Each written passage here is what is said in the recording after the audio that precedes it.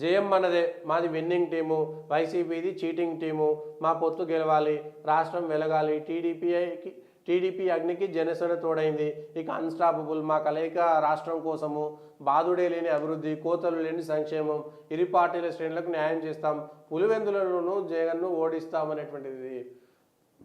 ఇది పులివెందుల్లోనూ ఓడిస్తాం, ఉమ్మడిగా ఉప్పొంగిన జెండా, పాతాళానికి తొక్కకపోతే. నిన్న మాట్లాడినటువంటి మాటల్లో చంద్రబాబు నాయుడు కానీ 2014 నుంచి 2019 వరకు అధికారంలో ఉన్నటువంటి చంద్రబాబు నాయుడు గారు మీరు ఎందుకు అభివృద్ధి చేయలేకపోయారనేటువంటి అంశాన్ని ప్రజలకు ఎందుకు చెప్పలేకపోయారు? మళ్ళా మీరు నిన్న మాట్లాడినటువంటి మాటల్లో నేను ఐఐటి తెచ్చినా, నేను ఐఐఎం తెచ్చినా, నేను ఎయిమ్స్ తెచ్చినా అంటారు. మళ్ళా అవి మీరు తేలేదు. విభజన చట్టంలో ఉన్నట్టు దాని ప్రకారం కేంద్రంలో ఉన్నటువంటి నరేంద్ర మోడీ సర్కారు ఇచ్చినటువంటి మాత్రమే. వివాదాల్లో ఉన్నటువంటి భూములు ఇస్తే వాటిని పరిష్కరించకపోతే జగన్ సర్కార్ వచ్చిన తర్వాత వాటికి సంబంధించినటువంటి భూ కేటాయింపులు అన్నీ చేసిన తర్వాత అవి పూర్తయినాయి.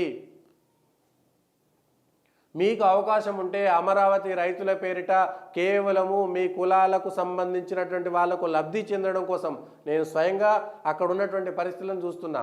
అమరావతి అనేటువంటిది ఎంచుకున్నారు, అప్పుడు ఉన్నటువంటి కేంద్ర ప్రభుత్వం వచ్చింది.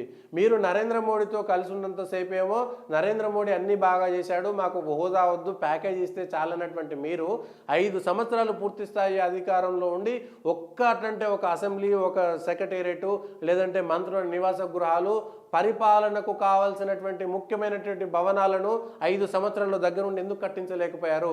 తాత్కాలిక భవనాల పేరిట, లేదంటే గ్రాఫిక్స్ పేరిట ఇంకో 20 సంవత్సరాలు మాదే అధికారం అనుకున్న విధంగా ఎందుకు వ్యవహారం చేశారు? పూర్తి స్థాయి రాజధాని నిర్మాణం చేయడంలో మీది 99% తప్పైతే 1% జగన్ది తప్పు. అది ఆంధ్రప్రదేశ్ ప్రజలది తప్పు. ఎందుకంటే ఇద్దరు కూడా కేవలం ఉచిత హామీలు ఇచ్చేటువంటి ప్రయత్నమే చేస్తున్నారు తప్పితే ప్రజలకు కావాల్సినటువంటి శాశ్వత పరిష్కారాలు ఇవ్వడం లేదు అనేటువంటి అంశంలో 2014 నుంచి 2019 వరకు మీరు ఎందుకు ఏమీ పని చేయలేదు? మీ వెంట అప్పుడు కేంద్రంలో ప్రభుత్వం ఉన్నది కదా, కేవలం లక్షల కోట్లు మొత్తం భారతదేశంలో ఉన్న 28 రాష్ట్రాలను పక్కకు నెట్టి బడ్జెట్ అంతా ఆంధ్రప్రదేశ్కి కేటాయించినా కూడా మీకు అప్పటికి సరిపోదు, అప్పటికి సంతృప్తి చెందలేనటువంటి పరిస్థితిలో ఉన్నారు. అమరావతి రైతుల నుంచి 30,000 ఎకరాలు ఒకేసారి తీసుకునేటువంటి అవసరం కూడా లేదు. మీరు ఒక బంగ్లా కడితే, మీరు ఒక బిల్డింగ్లు కడితే సహజంగా అక్కడ ఉన్నటువంటి పరిస్థితులను ఏర్పాటు చేసుకొని అక్కడే డెవలప్మెంట్ వచ్చేస్తుంది. అది విజన్ పేరు మీరు వెళ్ళారు కానీ మీ వంది మాగదులకు, మీకు మద్దతు తెలిపేటువంటి వాళ్లకు లాభం చేకూర్చేటువంటి ప్రయత్నంలో మీరు అమరావతికి అన్యాయం చేశారనేటువంటిది స్పష్టంగా మనం విశ్లేషించుకోవచ్చు. ఇవాళ జనసేన ఎన్డీఏలో భాగస్వామిగా ఉండి పవన్ కళ్యాణ్ ఏ విధంగా నమ్మాలి?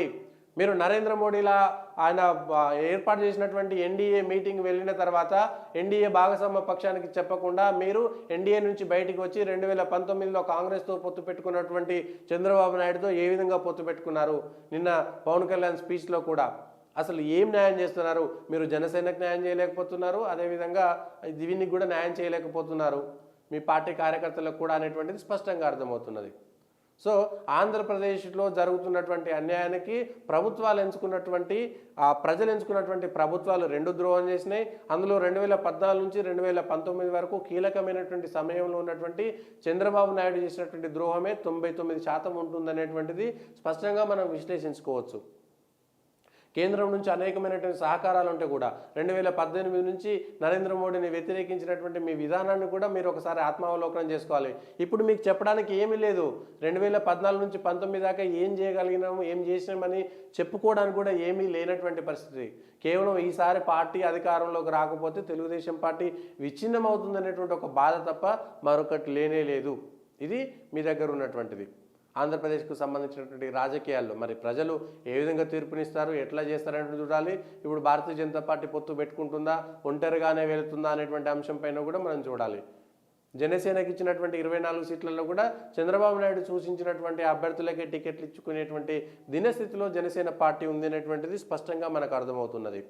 కేవలం చంద్రబాబు నాయుడు అవసరం కోసం జనసేనతో పొత్తు పెట్టుకుంటున్నాడు. నరేంద్ర మోడీ లాంటి వ్యక్తిని కూడా తన అవసరం లేదనుకుంటే, నరేంద్ర మోడీ ఓడిపోతాడు అనుకుంటే ఆయనను కూడా పక్కన పెట్టినట్టు చంద్రబాబు నాయుడుకు రేపు జనసేనను కూరలో కరివేపాకులాగా తీసేయడం అనేటువంటిది పెద్ద విషయం కాదు.